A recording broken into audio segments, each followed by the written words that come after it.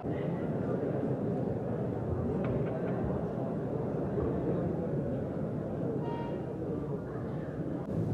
عليكم ورحمة الله تعالى وبركاته. وعليكم السلام ورحمة الله وبركاته. كيف حالكم أيها الطلبة؟ الحمد لله نحن بخير وعافية. أعطيني دفتر الحضور.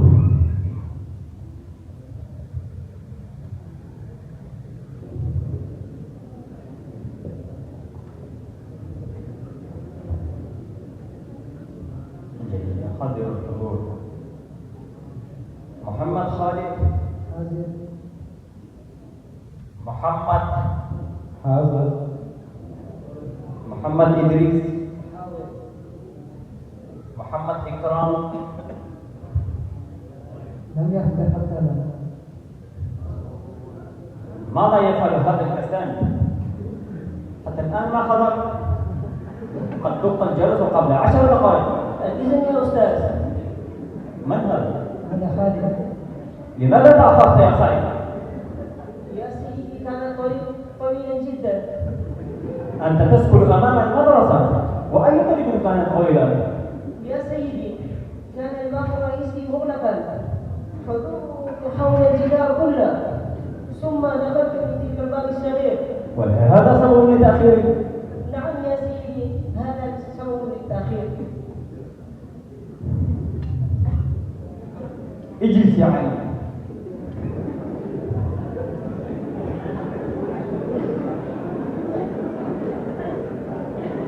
جيد، سنبدأ الدرس.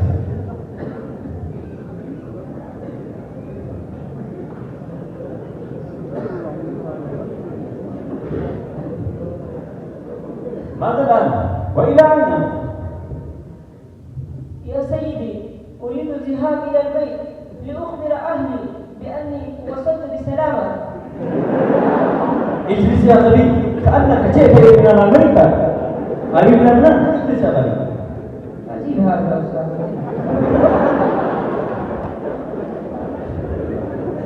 أيها الطلاب،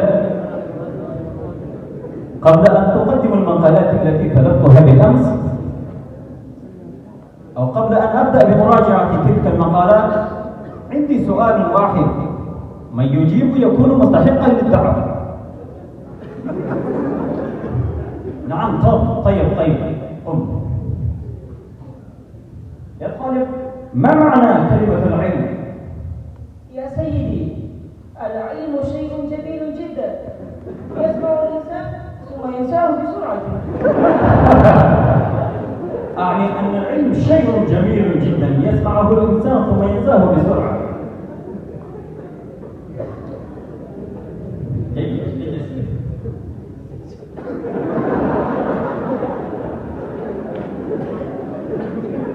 إذا نبدأ بسماع المقالات.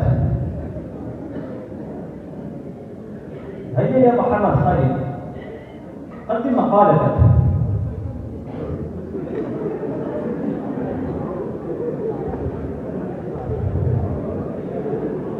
قال بدر المعلم: يعد احترام المعلم من الواجبات الذي ينبغي على الطالب الالتزام بهذا، فالمعلم الذي يفهم للطالب ابواب العلم ويهديه الى طريق الفضيله والمعرفه هو صاحب فضل في تعليم الاجيال وتربيه العقول، ومن يتصل بهدف المعلم ينال بركه العلم وتوفيق الله وينجح في الحياه العلميه والعمليه.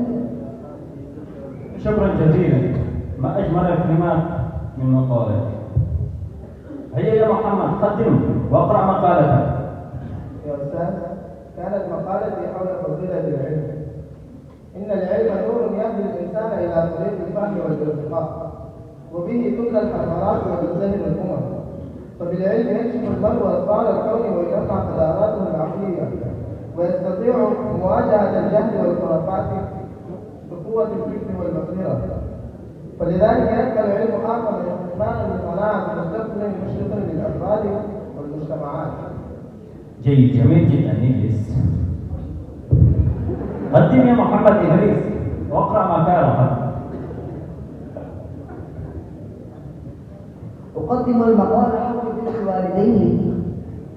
بر الوالدين من أعظم القربات إلى الله، وهو خلق كريم يدل على طهارة القلب وحسن التربية، فقد جعل الله رضا الوالدين سببا لرضاهم وأمر بإحسان إليهما في كل حال، وإن من يحسن إلى والديه يجد ثمرات ذلك سعادة في الدنيا والآخرة.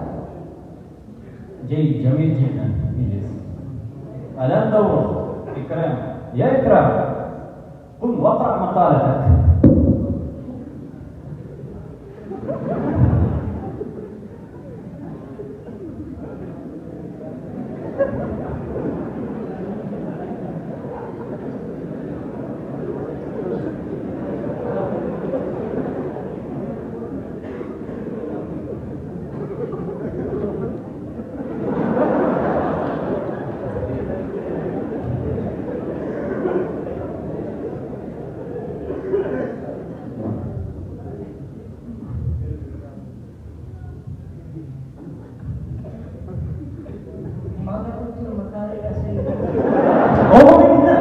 واجلس في ناحية واكتب مقالتك قبل أن أخرجك من الصف.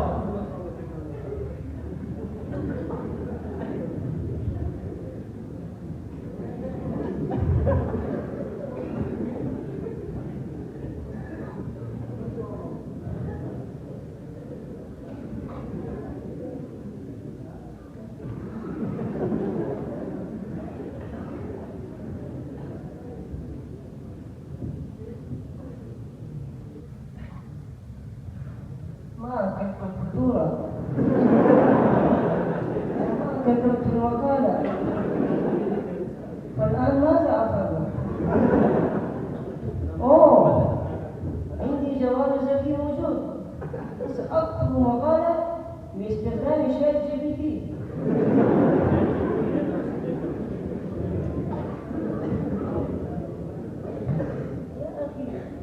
يا أخي، يا صديقي، يا حبيبي، يا خليجي، أريد المقالة حول الكتابة.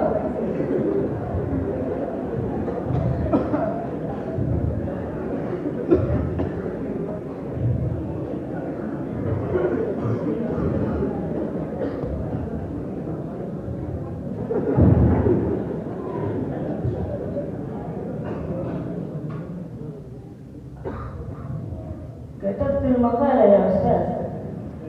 ما شاء الله، قدم مقالتك يا محمد إكرام. أقدم المقالة حول الكتابة، أن الكتابة ليست حرفة تزاول ولا ملكة تمارس فحسب، بل هي في جوهرها العميق سلم الرقي الفكري وميزان التحضر الإنساني وخيط الوصل بين العقول الحاسرة وتلك الغائبة على مدى الزمن. ولولا الكتابة لزع أكثر الميراث المعرفي، ولما وصل إلينا من حكم السابقين إلا سدى يتبدد مع الرياح. وقد أقسم الله جل جلاله بالقلم وما يسطرون، ولا نقسم إلا بعزم جليل، فقال نون والقلم وما يسطرون. وفي هذا القسم إشارة بليغة إلى شرف الكتابة ورفعة مكانتها، وأنها ليست فعلا عابرا، بل هي شهادة ربانية على خلود المعنى واتساع الأسئلة. يكفي ما شاء الله، أنت ماهر جدا ما شاء الله. الله جيد. أين أنت حتى الآن؟ طيب أخبرني ما معنى هذه الجملة، إن الكتابة ليست حرفة تزاول.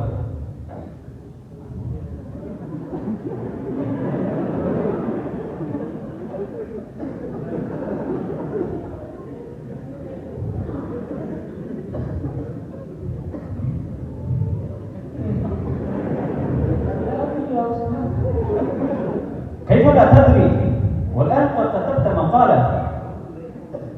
يا سيدي، كتبت المقالة باستخدام شات GPT. يا خالد، يا خالد، إني أريد لك الخير يا إكرام، وإلا لمصلحتك. لما عرفت أنك كتبت مقالك بمشاكلتي حزنت عليك، لأنك ضيعت فرصة كانت ستقوي عقلك وستحسن كتابتك. يا بني، المقال ليس ورقة تزاول حتى نسلمها، بل هو تمرين للفكر وبناء لشخصيتك وسلم تصعد بها في طلب العلم. إذا استعنت بغير نفسك دون أن تفهم فأنت تحرم قلبك نور المعرفة وتجعل مسيرتك ضعيفة. يا محمد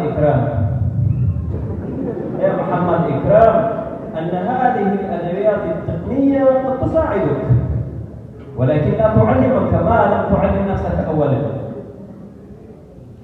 فإذا أردت المقال أو الكتابة بالقوة والثقة في نفسك فاكتب بيدك وفكر بقلبك. يا سيدي، كتبت المقالة باستخدام ChatGPT وظننت أن ذلك يسهل علي الواجب، ولم أعرف أن ذلك يتسبب لحرمان العلم الحقيقي. لكن أعدك ألا أفعل ذلك بعد هذا.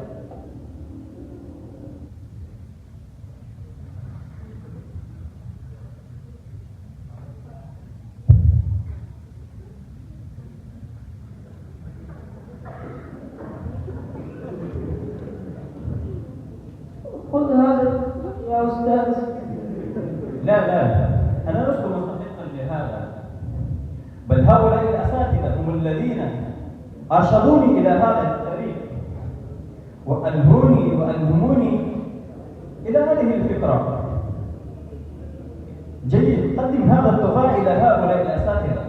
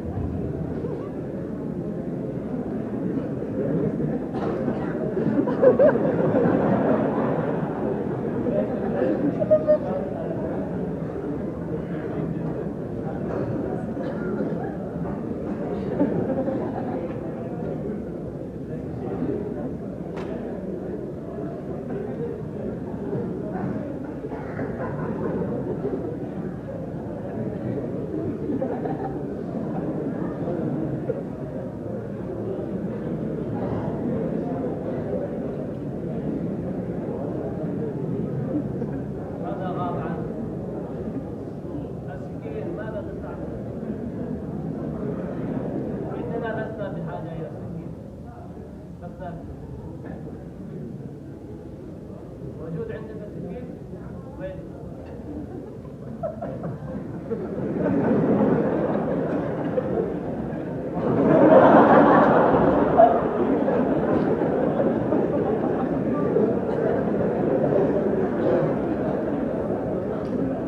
هذه حديقة مطبخ،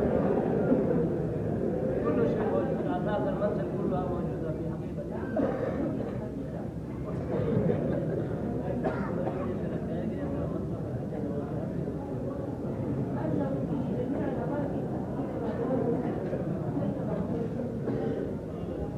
ولا تستخدم جهد في المستقبل.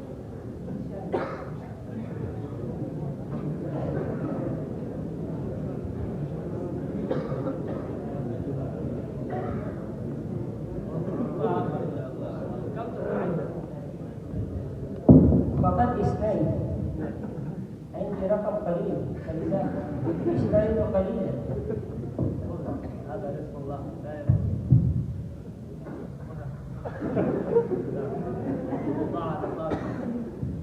هذا قد فقدت مني.